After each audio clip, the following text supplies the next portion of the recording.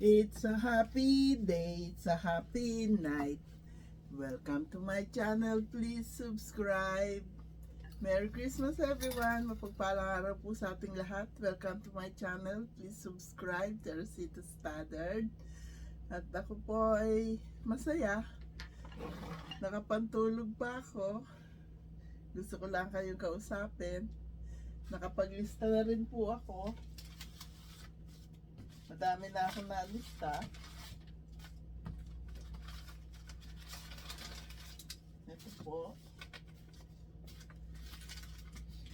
Marami na akong nalista para sa ating New Year's live stream.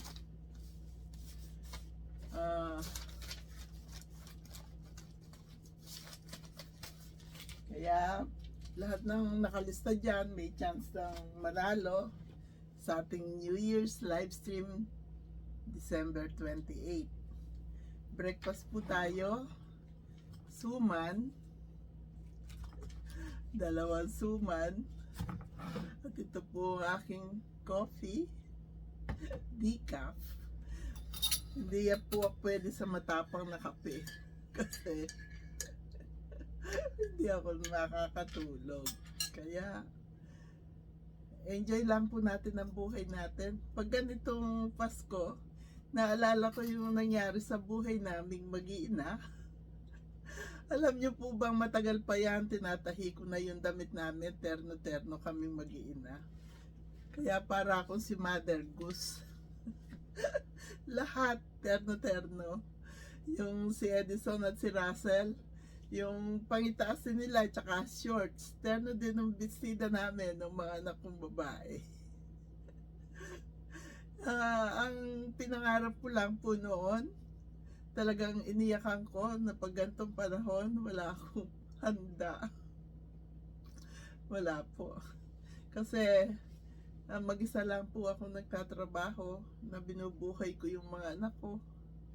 Nagbebenta ng alahas, nananahi ng shorts, nagbibingo para manalo. Sorry po.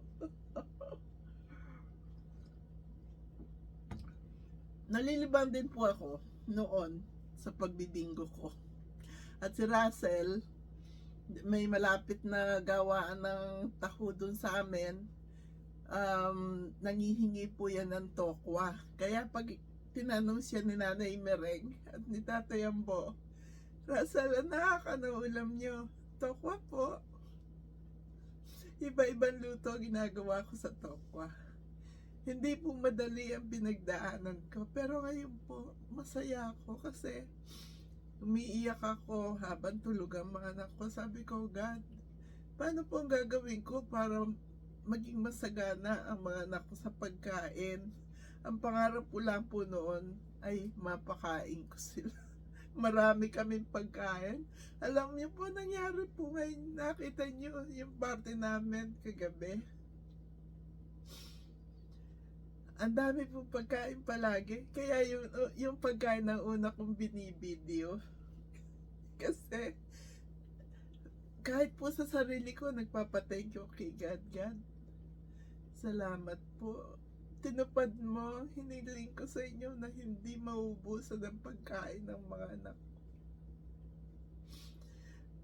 At pangalawa po, pinangarap ko na dahil magka-college na sila lahat, meron po akong bakery noon sa Tansa, dalawa. At pandisalan lang naman, pero meron po kaming mga egg pie, pineapple pie, yung mga special po. Okay po, may mga bata po akong nagtitinda naglalako ng pandesal. Ayan, napapakain ko din po sila sa amin. Nabibihisan ko sila noon. Yung mga damit ng anak ko, basta pati hindi ko po anak, inaruga ko.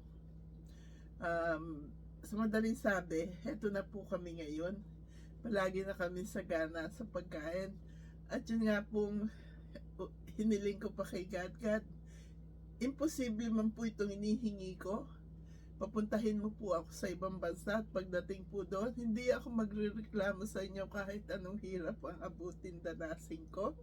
Gagawin ko po para sa mga anak ko. Kagabi habang pinanonood ko sila, nagkakasayahan sila, masaya ako.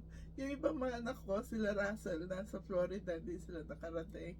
Si Jocelyn, kahit po kasi holiday yon, nagtatrabaho.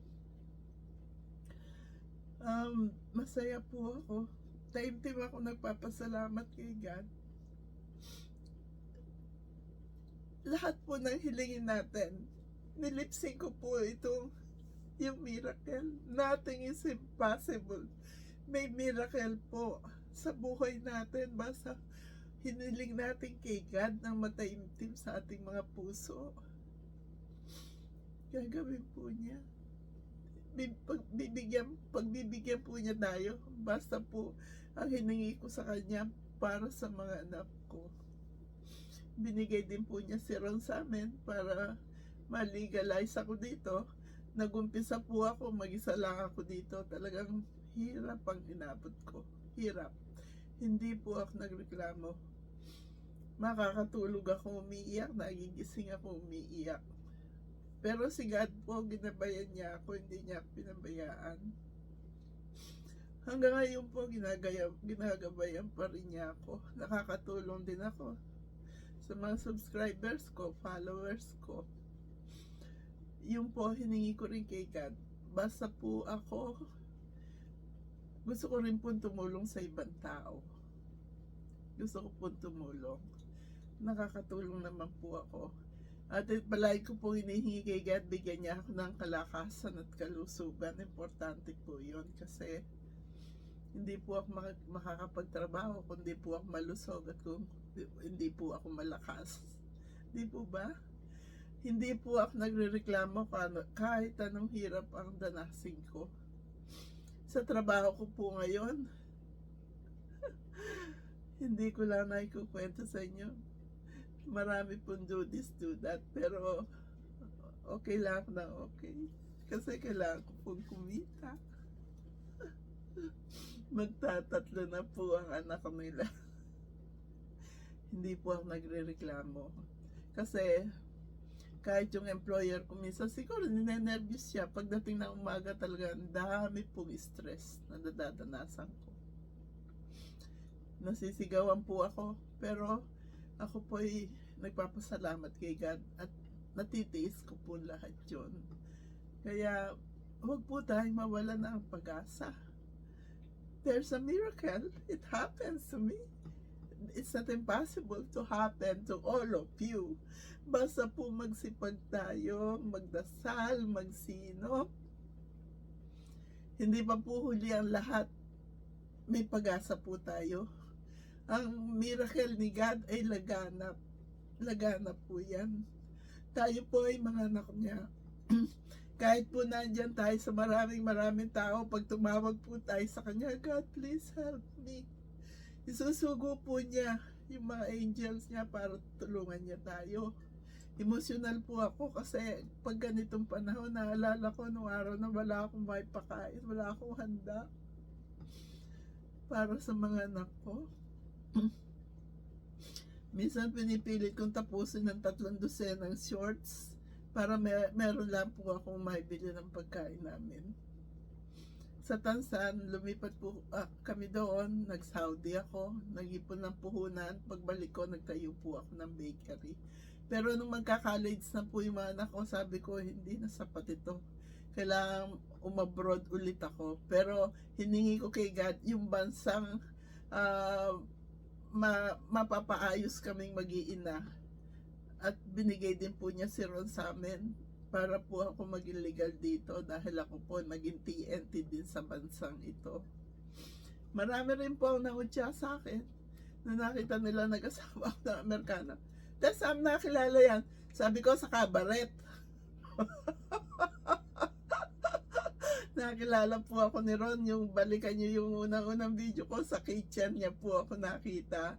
Kasi nung wala pa po akong papel dito, cook ako ng lahat.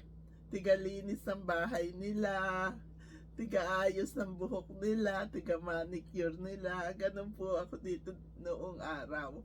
Nakikitulog lang po ako sa couch.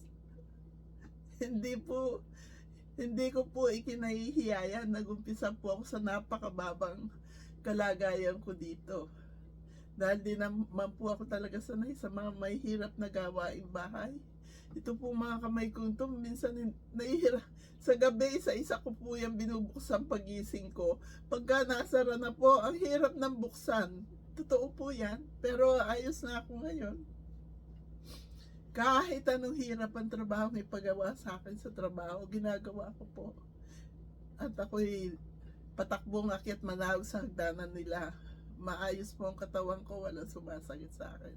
Biyaya po ni God yan. Kaya magpasalamat po tayo.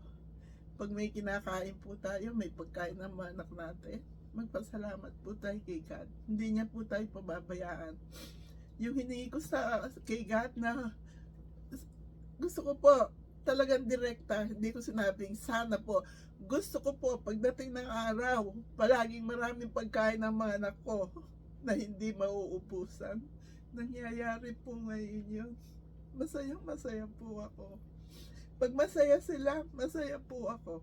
Siyempre, pag malungkot sila, nalulungkot din ako.